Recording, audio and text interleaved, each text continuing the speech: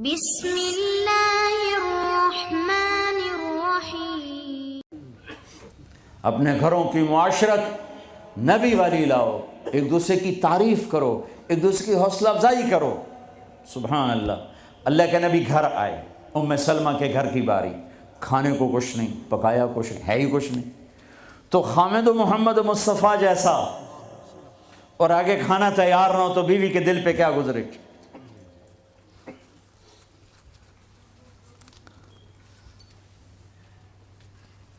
آپ نے پوچھا ام سلمہ کھانا کھانے کو کچھ ہے؟ تو ایک دم انہوں نے بہت ہی ندامت لجاجت کے ساتھ کہا، یا رسول اللہ کچھ نہیں ہے، یہ سرکہ پڑا ہوا ہے۔ اب سرکہ کیا کہتے ہیں انگریزی میں؟ ونیگر، شاید کسی کو سرکہ سمجھ میں نہ آئے۔ ایسی چیز ہے، ایک ڈراپ یہاں رکھو تو تمہاری زبان جل جائے گی، ہاف ٹی سپون لو تو تمہارا سارا گلا چیر کے رکھ دے گا۔ اور میں غلطی سے کوئی سرکے میں بعض سلاد پہ ہوتا ہے نا سرکہ ڈالا ہو، میں غلطی سے میرے منہ میں کوئی ایک پتا بھی چلا جائے تو ایک ہفتہ میرا گلا گیا، اتنا میرا سینسٹیو گلا ہے اس سے۔ سرکہ کوئی کھانے کی چیز؟ انہوں نے تو عاجل، یا رسول اللہ بھائی ایک سرکہ ہے، ہائے ہائے ہائے ہائے۔ آگے میرے نے کہ سرکہ بھی کوئی کھامڑ دی شاید، تو اتنا ہی نہیں پتا بھائی سرکہ کھامڑ دا نہیں ہوتا۔ میرے نبی نے فرمایا ہو نعم الادام الخل، ام سلمہ سرکے جیسا تو سالن ہی کوئی نہیں، ہے سرکے جیسا تو سالن ہی کوئی نہیں۔ کیسے اپنی بیگم کو شرمندگی سے نکالا اور احساس کمتری سے نکالا، سرکے جیسا تو سالن ہی کوئی۔ جس گھر میں سرکہ ہے انہیں کسی سالن کی ضرورت ہی کوئی نہیں۔ یوں حوصلہ بڑھایا جاتا ہے۔ یہاں تو چونکہ وہ مقابلے کی ٹکر، یہاں بیویاں بھی ڈاڈی ہیں خوب، اور تو یہاں تو ان کی اپنی کونسلز بنی ہوئی ہیں۔ تو میں مسلمان عورت کو کہتا ہوں، چونکہ یہ میری بات آگے جا رہی ہے، آپ میرے سامنے بیٹھے ہو، ایک دوسرے کو عزت دو، برداشت کرو۔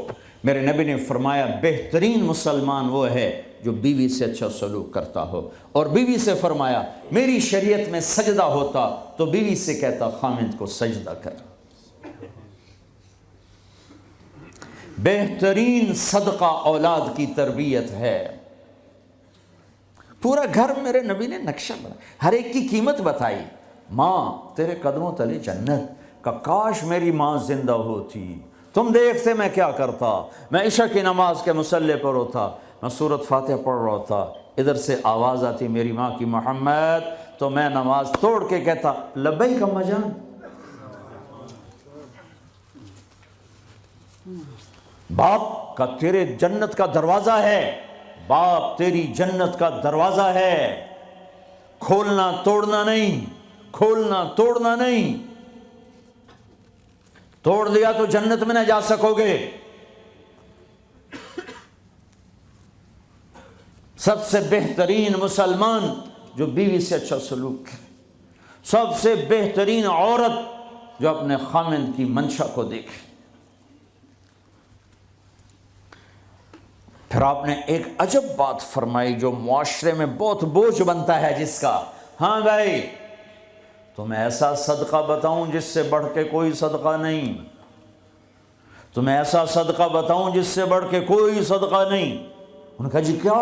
کہا الابنۃ المردودہ، جس کی بیٹی کو طلاق ہو گئی یا بیوہ ہو گئی اور گھر واپس آ گئی ماں باپ کے، یا ماں باپ نہیں ہے تو بھائی ہیں، وہ ایک بوجھ بنتی ہے ماں باپ پر بھی، اور بھائی تو ویسے ہی باغی ہو جاتے ہیں۔ میرے نبی نے فرمایا اس بچی پہ خرچ کرنا کائنات کا سب سے افضل صدقہ ہے۔ گھر، ایک گھر کیسے چلتا ہے؟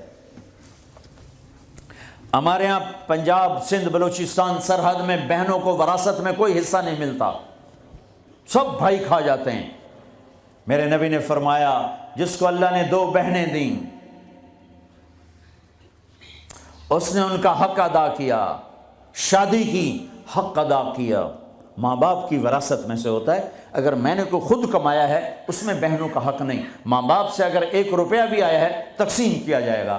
جس نے بہنوں کا حق ادا کیا, شادی کی حق ادا کیا, اس پہ جنت واجب ہو گئی. جس کو اللہ نے 3 بیٹیاں دیں, اس نے ان کی ڈولی اٹھائی, وہ جنت میں میرے ساتھ یوں ہوگا. ایک بولے, اگر 2 ہوں, کہ جس نے 2 بیٹیوں کی شادی کی وہ بھی ایسے ہوگا. اللہ بھلا کرے. ایک صحابی کا, کہ جس کی 1 ہو, کہ جس کی 1 ہے, اگر اس نے اس کو عزت سے رخصت کیا تو وہ بھی میرے ساتھ ایسے ہی ہوگا. پھر کئی بچیوں کو طلاق پڑی ہے کہ اس کو بیٹا نہیں ہوتا. یہاں آنے سے پہلے کا واقعہ, پنڈی سے بچی رو رو برا حال اس کا. میں تو فون سنتا ہی نہیں ہوں ایسے کہ میرا تو کلیجہ پھٹ گیا ہے.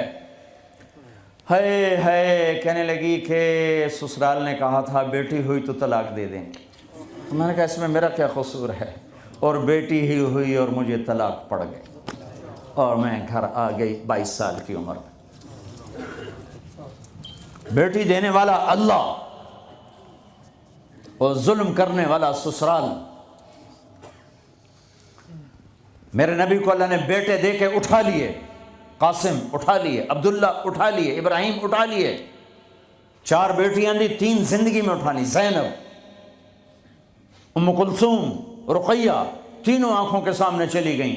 فاطمہ سے نسل چلی. آپ نے فرمایا لوگوں کی نسل بیٹے سے چلتی ہے, میری نسل میری بیٹی فاطمہ سے چلی. اس لعنت کو دھویا. عورت کا کیا قصور ہے اگر اس بیچاری کو بچیاں ہو رہی ہیں؟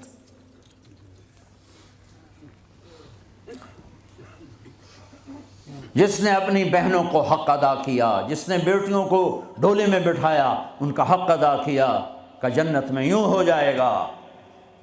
بہنوں کو دینا اتنا ضروری ہے, حرام ہو جاتی ہے روٹی. میں نے مولانا جمشید صاحب میرے استاد ہیں, میں نے ان سے تفسیر پڑھی ہے. میں ایک دن شہد کی بوتل لے کر گیا, پرانی بات ہے 76-77. میں نے کہا حضرت یہ ہدیہ ہے. فرمایا کہاں سے لائے ہو؟ میں کہا جی میرے اپنے باپ کا ہے.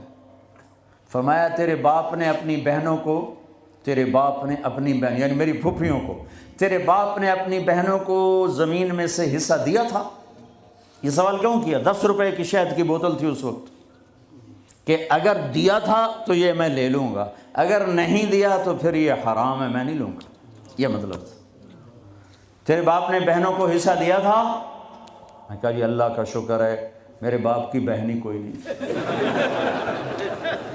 2 بھائی, ساری زمین 2 بھائیوں کی, 2 بھائی. میں نے کہا جی اب موجہ ہی موجہ, بہن تھی کو ہوتی تو کوئی نہ دیتے. پھر کہنے لگے اچھا تیرے دادا نے اپنی بہنوں کو زمین میں سے حصہ دیا تھا؟ میں کہا جی اس لیے میں جمعہ ہی کوئی نہ ہوں. اتنی ریسرچ کے بعد ایک شہد کی بوتل قبول فرمائی. بیٹیوں کو دینا اتنا ضروری ہے.